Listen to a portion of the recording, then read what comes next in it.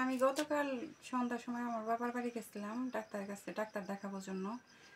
আর আমার আজকে দুপুরে আসার কথা, তো দুপুরের পরে তিনটা হবে হয়তো বা, তখন আমার কাছে ফোন গেছে যে তোমাদের বাসায় চুরি হয়েছে।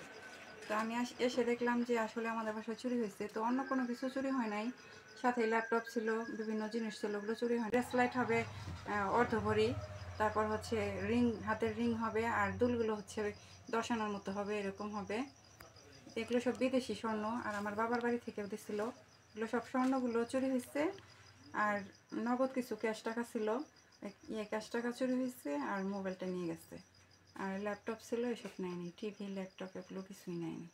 কতটা গয়না হারাইছে, গয়না এখনকার বাজারে 6 লাখ টাকার মতো হবে, আর 14,000 টাকা ক্যাশ ছিল, আর একটা মোবাইল, অ্যান্ড্রয়েড মোবাইলটার দাম 30,000 টাকা। 12:30 আজান হয়েছে, ভাইয়া চলে গেছে অলরেডি মসজিদে নামাজ পড়তে, বাইরে তালা দিয়ে।